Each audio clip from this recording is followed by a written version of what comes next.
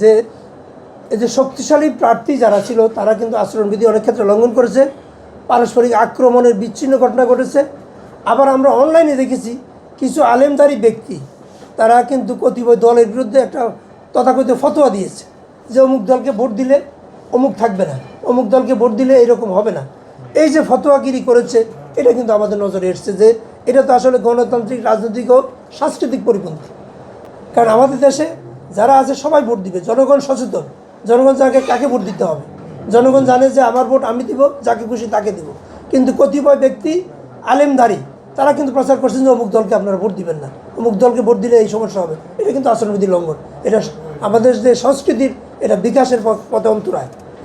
এরপরে নির্বাচনের আগের রাত পর্যন্ত গুজব ছড়িয়েছে অনেকে, কিছু কিছু ক্ষেত্রে ভোট প্রভাবিত করার অপচেষ্টা পরিলক্ষিত হয়েছে আমরা দেখেছি। তবে এখানে নারী এবং তরুণ ভোটার যারা তাদের অংশগ্রহণ ছিল উল্লেখযোগ্য। এটা কিন্তু গণতান্ত্রিক প্রক্রিয়ায় জনগণের আগ্রহ এবং সম্পৃক্ত ইতিবাচক প্রতিফলন বলে আমরা মনে করি। এরপরে আরেকটা জিনিস আমরা দেখেছি, সেটা হলো অনলাইনে ভোটার স্লিপ আর স্থানীয়ভাবে যে প্রার্থীরা যে ভোটার স্লিপ দিয়েছে তার মধ্যে একটা অমিল ছিল এবং এতে কিন্তু অনেক ভোটার ভোট দিতে পারেনি। আমরা স্পটে গিয়ে দেখছি যে উনি বলছে যে আমাকে যে স্লিপটা দিয়েছে প্রার্থীদের পক্ষ থেকে এখন এটার সাথে কোনো মিল পাচ্ছে না। ওনারা একবার 3 তলা যেতে বলে, আবার 2 তলা যেতে বলে, আবার নিচ তলা যেতে বলে, এইভাবে করে কিন্তু ভোটাররা হয়রানি হয়েছে, অনেকে কিন্তু ভোটও দিতে পারেনি। এরপরে আরও কিছু কিছু অনিয়ম আমরা দেখেছি। আপনারা মিডিয়া, আপনারা হলেন সমাজের বিবেক, আপনারা দেখেছেন যে আমরা অনেক ক্ষেত্রে দেখেছি রাতের 4টা পর্যন্ত একটি দল এগিয়ে আছে, একটা জোট এগিয়ে আছে, আবার 4টার পরে দেখা যায় যে ওরা পিছিয়ে গেছে। আবার দেখা যায় যে এখানে ভোট এইভাবে পড়েছে, এত কেন্দ্রে এগিয়ে আছে, আবার পরে দেখলাম পিছিয়ে গেছে। আবার দেখলাম যে ভোটের মধ্যে যে লিস্টটা, প্রিজাইডিং অফিসারের যে লিস্টের মধ্যে অনেক ক্ষেত্রে কাটা যেটা মিডিয়ায় বিভিন্নভাবে এসছে।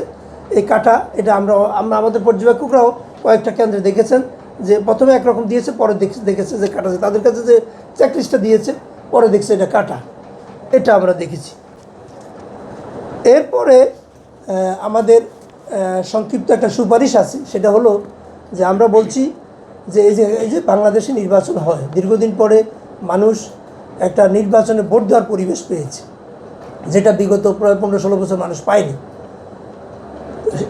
এবার এসে দেখলাম আমরা উৎসবমুখর পরিবেশে মানুষ ভোট দিতে এসেছে। কিন্তু এখানে পুলিং এজেন্ট যারা, প্রিজাইডিং অফিসার, এরা কিন্তু ট্রেনিং প্রাপ্ত না। এরা অনেক ক্ষেত্রে আমরা প্রিজাইডিং অফিসার প্রশ্ন করেছি, উনি কিন্তু সহকারী প্রিজাইডিং উপর নির্ভরশীল, আবার সহকারী প্রিজাইডিং অনেক ক্ষেত্রে অনেক কিছু জানেন না।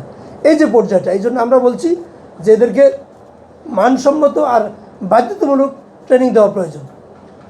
এরপরে নির্বাচনী যে আইন, আচরণবিধি, এই যে জরুরি পরিস্থিতি মোকাবেলায় ব্যবহারিক যে প্রশিক্ষণ, এটা কিন্তু অত্যন্ত জরুরি।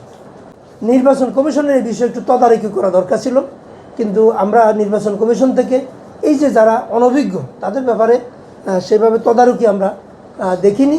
এটা আমরা প্রত্যাশা করছি মহাসচিবের পক্ষ থেকে, যেটা করা উচিত। এবং দীর্ঘ সময় লাইনে যে ভোটাররা দাঁড়িয়ে থাকেন তাদেরকে মানবিক সহায়তা প্রয়োজন এবং প্রাথমিক চিকিৎসা সংরক্ষণ করা দরকার। একটা প্রাথমিক চিকিৎসা আমরা বিভিন্ন জায়গায় দেখি, কিন্তু নির্বাচন কমিশন এই প্রাথমিক চিকিৎসার কোনো ব্যবস্থা কিন্তু আমরা দেখি না। কারণ প্রাথমিক চিকিৎসা যদি না, অনেকে অসুস্থ হয়ে যেতে পারে, অনেকের প্রেশার থাকে, অনেকের বিভিন্ন সমস্যা থাকে। এই জন্য আমাদের পরামর্শ হচ্ছে, সুপারিশ হচ্ছে যে প্রাথমিক চিকিৎসা বক্স প্রতিটা কেন্দ্রে থাকা দরকার, যে যার সমস্যা হবে তিনি করবেন।